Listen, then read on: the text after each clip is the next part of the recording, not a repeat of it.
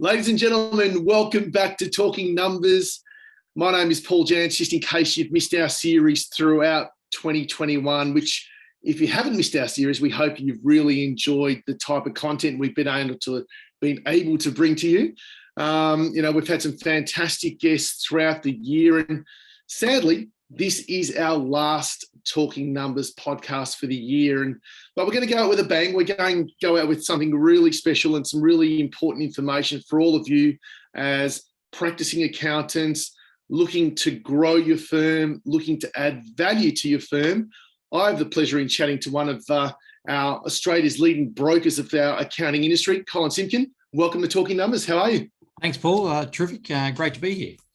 Yeah, mate. And look, I'm looking forward to chatting to you as well. I know that a lot of people I talk to, always frame you up as being one of the leading brokers in our industry. And I'm looking forward to picking your mind to things like what brings value, what are the sorts of mistakes that, some firms can make so other firms out there don't make those mistakes. What are the different formulas associated to succession now, whether you're buying or whether you're selling? Obviously, a buyer wants to buy for the least and a seller wants to sell for the most. So how are those vals done? And I think we're going to have a fantastic 30 minutes or so as we break this down. So if you're in the car, listen up. You can always rewind this, which is the best thing about these podcasts. You can always go back, take notes.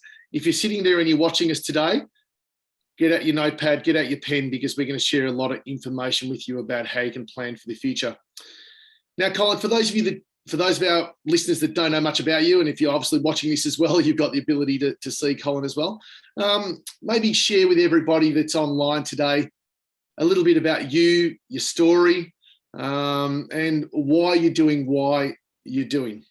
Yeah, so my background, I look at my career as a career of two halves. I spent a good 20 years in the corporate world, I frame it, and then since then in my own consulting business. But for the first 20 years or so, I worked with a group called Count Wealth Accountants, network of accountants, and many of your listeners perhaps would know of that group. Back in the day, we're a group of 500 plus accounting firms around Australia. I was a senior exec in that business and worked very closely with many firms in that group. Thoroughly loved my time there, but all good things come to an end, and that business was bought out by one of our major banks, and that took that business in a different direction, perhaps another story for another day. But I left when that happened, and I was an observer of the baby boomer market in Australia. I did research on that. I went over the States and did some study around succession planning. And during the Count days, I had my MBA and all those sorts of good things. But I guess when I left Count, I then started up my own consulting, and which today very much focuses on providing succession solutions for accountants in public practice. Brilliant, and I think and I know we're going to get to a bit of this, and you'll probably even share some more information with regards to your website, the type of tools that are on there as such with practicesuccession.com. So again, and you're probably right, we can probably come back to the story of Count, and a lot of firms that have been around for X amount of years will obviously understand the Count financial model and the Count Plus model, and then the CBA sale, and then probably the exit out of CBA, I suppose. It's been an interesting little, when I think about what Barry's done over the last, has it been 20 odd years? And some, yeah. Really, and plus, there you go.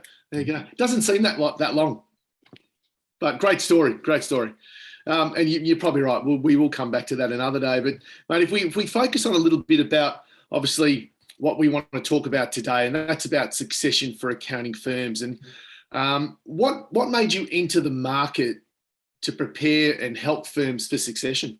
Yeah, so I guess during my Count days, where I was involved in a little bit of this with different firms, and I think fair to say a lot of firms were underprepared for their own succession, and that was 25 years ago, 30 years ago, and I I think there's a bit of that still in the marketplace today, with firms not as best prepared as they can. I know the accounting industry very, very well, and I think it's a natural space for me. And I think I'm good at what I do, and I enjoy it. And so that's the great thing. And I know that when I work with an accounting firm, there's a lot of them are not prepared for succession, and so there's a whole bunch of value that is brought to their business and their financial outcomes, and their for the next stage of their life, which I find really rewarding. Brilliant. So let's delve a little bit deeper into that and jump off script a little bit, and let's talk about whether it's prepared, whether it's organised. What does that mean to you in terms of succession? Yeah. So I look at succession across three phases. The first phase is your succession ready phase, getting ready for, and that can be, that can be a month in some cases. That can be 12 months. That can be 3 years. That can be 5 years. That can be as long as you like. And dare I say it, the more time one has to prepare, the better. But life is not always like that. But there's a succession ready phase. There's finding the right fit phase, which is the second phase. Typically, I think it's allowing yourself 12 months to find the right fit for your business, whether that's an internal fit and going through the negotiations with internal parties within your practice, or finding an external buyer outside of your business. But I think 12 months is a reasonable time. And then a transition phase. Certainly all the clients that I work with, I strongly encourage them to be involved in the handover and transition of their business. It's certainly in the framing of succession outcomes, it leads to the best outcome for all parties. And more often that's 1 year to 2, maybe 3 in some cases. But, so as a minimum, you're looking at, well, if there's 12 months for your succession ready, there's 12 months to find the right fit for your succession, and then 12 months for your transition. There's a 3 year window that you've got to work through as you go through your succession. But it can be longer, it can be shorter, depending on circumstances. Yeah, brilliant. So succession ready, right fit, and transition. Yeah. Mate, I've got a question with regards to the right fit, but I want to go back to the first phase first. So succession ready. What would be, let's say, if we had to share some stuff with our listeners, top 3 things in terms of getting succession ready? Yeah. First and foremost is it's about having a plan, right? So I think, and I'll get a little plug away if I may right now. On my website, practicesuccession.com, there's a couple of great reports, great resources for practitioners who are contemplating their succession. These reports, they're comprehensive documents, and they lay out a full game plan. So if you're 3 years away from your succession, or you're 5 years away from your succession, there's a couple of different reports there, and they go into great detail about a range of different strategies that you probably should be focusing on in going through each of those 3 stages of your succession. But as a broad principle, some of the things that will be really important, I think. Your lease is an interesting one. It's not necessarily the top one, but your lease is an interesting one. Making sure that if you do lease an office, which a lot of practitioners do, of course, if you can align your lease with your exit from the business. So what that would mean is if you've got a 3 years to go on your lease today, and you start your succession journey, and it takes 3 years. And the day that you finish the transition period, which is often aligned with any earnout or retention payment, then if the decision to continue on in that location or move the practice somewhere else is in the hands of your successor. So aligning your lease to your succession timetable is, I think, a really good idea. getting your financials organised, I think, goes without saying in many respects. But and I know we'll get into some of the valuation discussions a little bit later. But certainly getting your financials well organised. One of the things that I like to talk about is the IP that is in your business. And the IP that is in your business but not documented anywhere. You'll have information about your client, you'll have all their financial records, information about their structures and assets and liabilities and debts. But there's more to us as people, right? There's our family aspects, our lives, our journeys through business, all the different nuances that a client's trusted advisor knows about them after working with them for 10, 15, 20, 30, 40 years, second generation, third generation, all this historical information that you and your team know about your clients, document it. And what I mean by that is take the time, focus on your top 20 clients, your top 20 family groups, and prepare a client dossier. It might be 1 or 2 pages. I've got some templates around this on my website. But these client dossiers, over a 12-month period, if you sort of did one every week, one every fortnight, it's an invaluable component in capturing the IP of your business. And that transition period, that is a really important period in your business. One you want to transfer the goodwill and to whoever's going to take over your business, but typically there's a retention piece, a financial piece involved in that, and you want to maximize that. So making sure that that client knowledge is retained and transitioned is really important, and this is a great way to do that. Yeah, brilliant. So we just spoke about a game plan. Perhaps the other one, Paul, the other I think is, the 2 more that's worthwhile looking at is from a team point of view, your employment agreements. Make sure all staff have got employment agreements, current up-to-date employment agreements. That is not always the case in my experience. And if there is, look at your leave entitlements for your team. If there is excessive leave entitlements, annual leave, long service leave, personal leave, if there is excessive leave amounts on the books, work with your team to start using that up.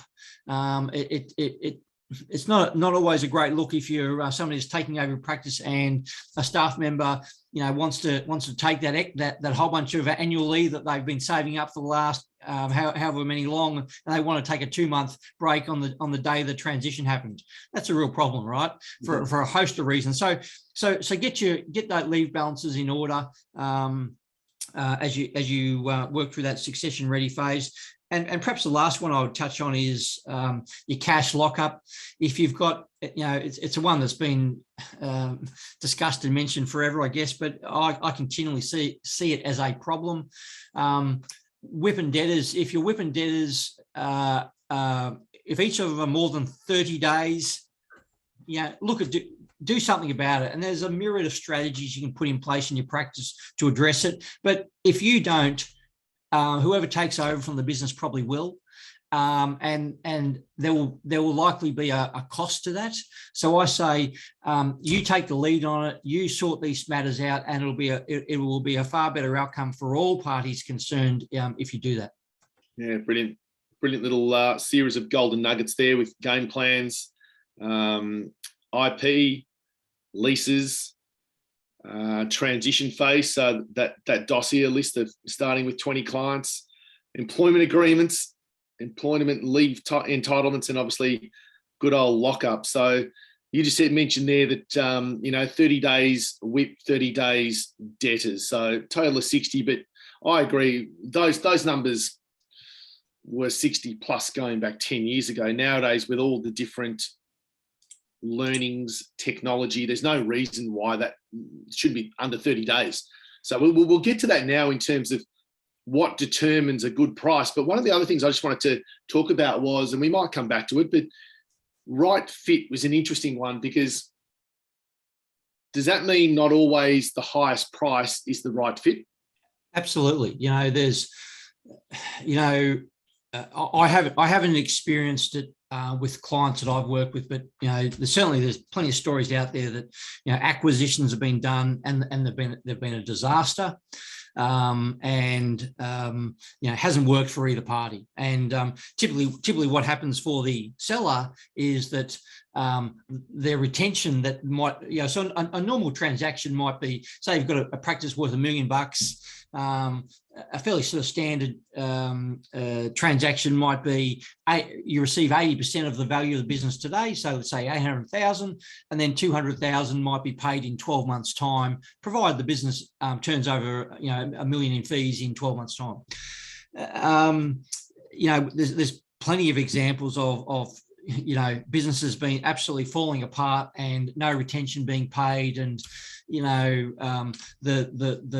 goodwill and the all the relationships that the vendor had in their business, they're all gone. It's just bad for everybody. And so the fit is absolutely critical to get the right fit, the cultural fit, the service alignment fit, the how the businesses will work together through that transition phase.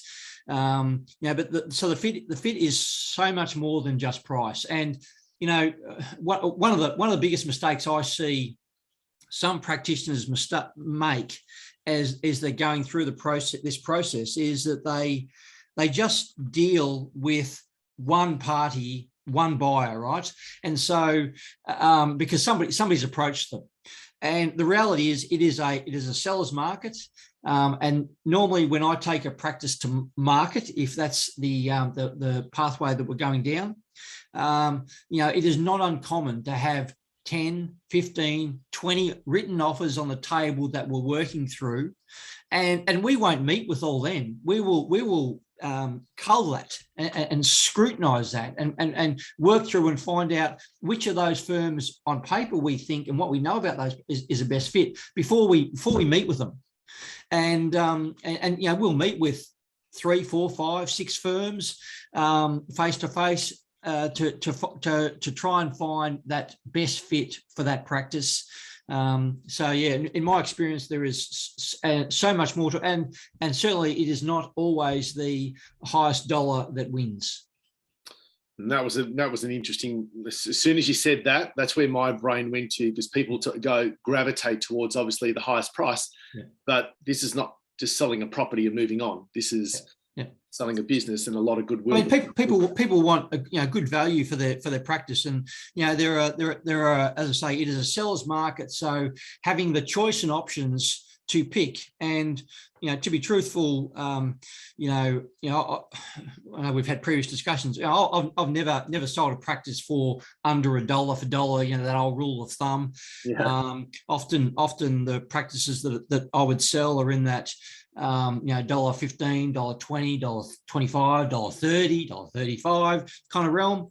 And so the financial outcomes are certainly there, but it is not the only metric that one would be looking at. Okay, so let's delve a little bit deeper into that in terms of, you're right. If you're looking to buy a practice, you probably start at 70 cents and you work your way up, but what determines value at the end of the day? So from $1 to $1.30, if someone's working on a thought process mindset of the next 3 years and how I continue to build value, let's talk about how we build value. Yeah. So first and foremost, the value of practice largely will be determined by your turnover as a starting point.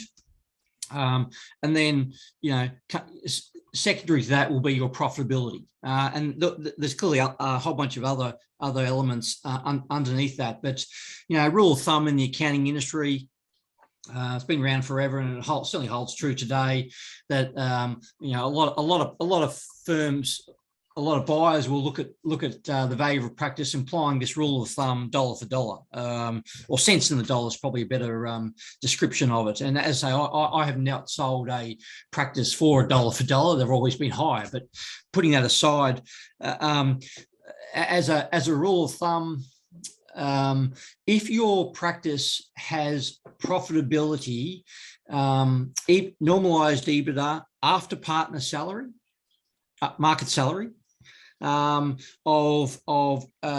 20-25%, then you will be looking at you should be framing that business based on a multiple of earnings, and that multiple of earnings typically will be in that 4 to 5 range.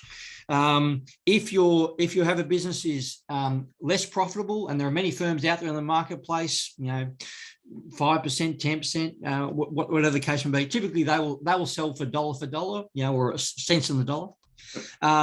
Versus the more profitable firms that have got 30, 40, 50, 60, 70%. And I've worked with firms in all that realm. Then they're selling on a multiple of profits. Okay. So you just mentioned, it's probably an interesting one, because what is deemed as market salary? Is that determined by is there some sort of... Yeah, Hayes has got some great research on this, and I think it's available via their website. But a Sydney CBD practitioner, a partner who's selling their business, their salary, I think the going rate is 185 plus. I think it's 185 plus super. It might be 175 plus super. Yeah, but it's as a rough gauge, 200 grand package is around the mark. Yeah. Yeah. And sorry, in other markets, it's less. Yes. And I suppose the key to that was trying to understand and let our listeners understand that, if you're working in numbers and it's EBITDA after market salary, so let's call it a 200K salary. And yeah, that's in Sydney. It'd be obviously a little bit lower in Melbourne, and maybe a little bit lower again in Queensland and other states maybe. But I suppose that's a good starting point to have a look at. Yep. Okay, brilliant. And then that will determine a 4 to 5 times multiple of that, if that is... And you've obviously seen firms that are a lot higher and lower. Yeah, I've certainly done transactions that are in that 4 to 5 times range, and I've done transactions that are above and well above that 5 times range. So yeah, there are certainly different outcomes in the market that can be achieved. Absolutely. Brilliant. So this is great about talking about value for the firms, which is brilliant. And we want to, I've just come off a CPA discussion group presentation last week, and we were talking about growth and how revenue, what do you want to focus on? Growing revenue, growing profit, really critical factors. Let's talk about what devalues a firm. For those people to get into the right mindset of what not to do. What do you believe devalues a firm? So I guess a few things. As I touched before, not having a plan, not having a succession plan is your biggest mistake. Probably there's an old saying that says, only a fool has themselves for a client. Going through this process, if you've never sold a practice, going through this practice and leading it by yourself, I think there's a whole host of reasons why that is not ideal, but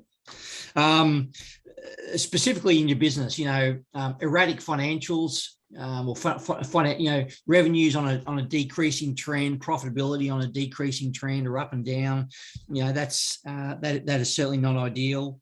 A client base that is either leaking or continually being replenished and turned over.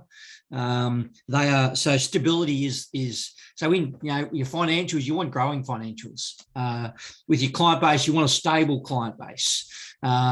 With businesses that you're adding value to, or clients you're adding value to. Having an unstable team. Many years ago, there was a practice that is probably 30 years ago now. I remember that I had some dealings with in my former life, and this practice, the practitioner would literally, you'd go into this business and he might have had 6 or 8 staff, but every 6 months they'd be new people. So but having that's just a crazy example, but having a stable team is really important, and a team that are engaged in the business, a team that are productive, and that have got getting the right professional development behind them, and they've got they're engaged in this sort of educational kind of positioning. They're all the good things you want.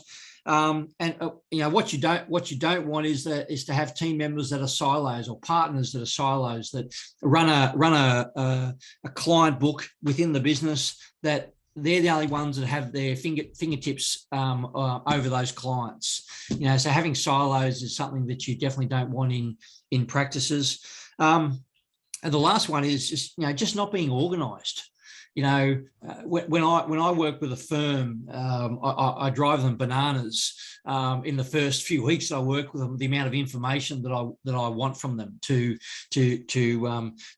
appropriately present the business. And review the business and understand the business. And the truth and reality is that I haven't come across one firm that has done the depth of analysis that I do on their own business.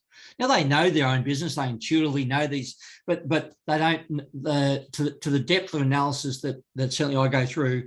Firms don't do that, but certainly, and typically what I find is that you take them on a path of getting all their information. And a lot of firms are going through and kind of getting themselves organised through that process. Yes. Which is really powerful and obviously beneficial. But so there's some of the things that can I think are real mistakes that parties can avoid.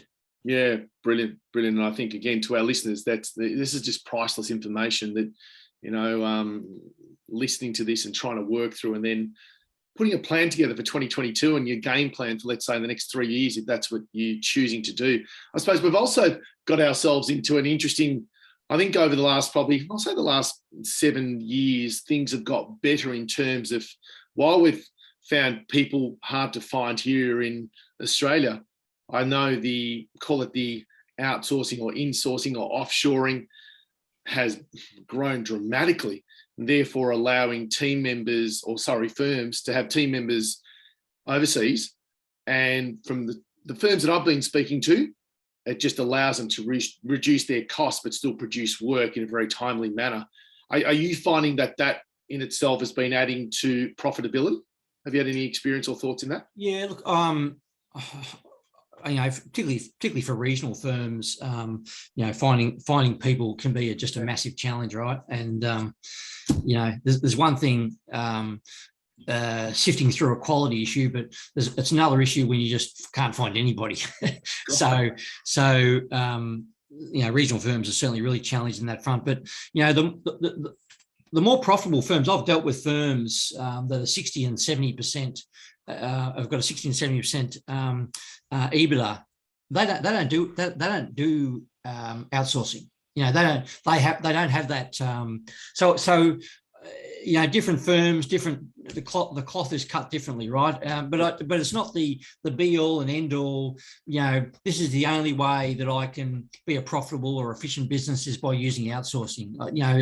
It's another tool in to how you might shape your business, but it's certainly not the only way and that to run a great business. What's your thoughts on? And this came up last week at the CPA discussion group with regards to pricing and how, again, we're entering a new calendar year very soon, this being our last one for 2021, but talking about how do you go about pricing and the pricing model, is that something you believe that pricing needs to be increased annually?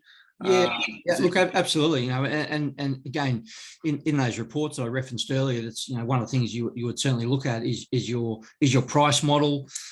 Some firms do value pricing, some do it time billing systems, but certainly looking at your price model annually is the right practice. But clearly, in my experience, not all firms do that. No. But where you are heading towards your succession, again, in that succession ready phase, you would certainly, I think, look at your price model and look at reviewing that price model and bring it up to market if it's not. And what you don't want to be, if you're at the top end of your local market, terrific. If you're in the market, terrific. Okay, no problems. But you do not want to be below market. Particularly, so as an example, if you're $220 an hour as an hourly rate, and somebody's looking at acquiring your business and they're $350 an hour, often that can be a problem. and so there's a whole host of reasons why competing on price is a slippery slope, but certainly from a succession planning perspective, your price model is certainly one of the elements you should be reviewing in that, in that phase of getting yourself ready. And do you have a model either way to suggest to listeners of how they should be approaching this? Is it a standard 10%? Is it a 5%? Is it a, how do we on year to year, you would most firms would that do it year to year would typically, it's CPI or up to that sort of 4 or 5%, right? And so that is a very fair and reasonable model. But that's a whole nother discussion, I guess, around your whole pricing model and how you, and what value you do, and what are the platforms that I guess that you deliver value to clients, and how's it perceived. But certainly as a principle, being at the lower end of your local market in terms of price and rates is not ideal. Yeah, because it's always I suppose what in the discussion we had last week, it's always the fear of putting prices up and how clients will react. And therefore our discussion last week also went into, we tend to sort of put prices up, but we fail sometimes to display the value associated with what we do. So all of those sort of mindset issues come into it, don't they? Having worked with accounting firms for 30 plus years, my experience has, I've certainly heard all those discussions, been part of those discussions, but those firms that operate at the higher rates and the higher levels, they don't have shrinking businesses. They don't have clients running away. They've got growing businesses. They've got profitable businesses. So you're absolutely spot on, 100%. It is all about the value that you bring to clients. Yeah, brilliant. And that we're going to end pretty soon. I was going to ask you for a piece of advice for our listeners before we end, but that is prices. Exactly what you said then is, and there's a lot of different consultants, whether it be you, me, there's different people that have been out into the marketplace, and they all state that, and that was a really, really important point there. So go back and listen back to that if you didn't capture exactly what when that came up around. I'd love to share just one practical example with your listeners, which I think kind of highlights the difference in process and pathways. Earlier this year, I took a call from a practitioner, regional practitioner, who was going through their succession journey, who had called me up for some advice. They were working through a process with an internal buyer within their business. And so as they were going through this process, they were dealing with essentially one buyer who was an employee. They had one offer on the table, and their ability to negotiate with this one buyer was certainly very limited. It was clearly a very high stressful situation for the vendor, for the seller, for the principal who owned the business. He was not getting the outcomes that he wanted, but he was left dealing with one party. While that was going on, I was dealing with another regional firm. Both these firms were very profitable businesses, dealt with business clients, good quality businesses. The practitioners, just very similar in so many metrics. The practitioner that I was working with, we had 60 inquiries on their business. We had 45 parties that had signed confidentiality for information on this business. We had 15 written offers on the table. We reduced that down to a short list of 4 buyers who we felt that were a really good fit, and we went through a high level of negotiation with those parties. My client ended up with, so it was $1.15. The regional firm that went through this process by himself with internal staff, he got held to an ultimatum. If you don't sell to me, I'm going to leave. and he ended up selling for 80 cents in the dollar. So the difference was about $250,000. And that it's a significant outcome, but the stress levels and whatnot that one practitioner went through versus the other was massive. And so I think there are a lot of learnings in the marketplace, but certainly getting right advice on your succession, I think, is just so important, and acting on that advice. Yeah, brilliant. What a great way to finish in terms of just providing our listeners with a great story and great advice. Mate, how do people find you? Just give it a plug again. Yeah, practicesuccession.com. And there's some great material, great resources, and great information on that site. Some great case study videos and the like. So if you haven't been on there, jump on there, and it'll be worth your while. Yeah, fantastic. So practicesuccession.com. Check out as much as you like there. And I think, again, the last 30 minutes has just provided some fantastic resources, thoughts, advice, stories, all the things that every firm should go about in researching if they're going to get to that stage. And, I think everyone goes into business to one day sell that business and realize the value at the top of the game of what's going to fit for you. So I think it's been a wonderful 30 minutes. So Colin Simkin, thank you very much for joining me today, mate. It's been a fantastic, in the last of our 21 series of Talking Numbers. I've enjoyed to get to know you more, the knowledge, the expertise, the passion that you have, and more importantly, the outstanding results you get for firms within our industry. So thank you again, and I wish you all the best for 2022. Look forward to talking more and delving into some of those deeper topics I think that we can delve into in 2022. I look forward to it, Paul, and all the best to you and your listeners, and absolutely looking for a far better 2022 for all of us. Thank you. So true. Thanks, mate. Enjoy.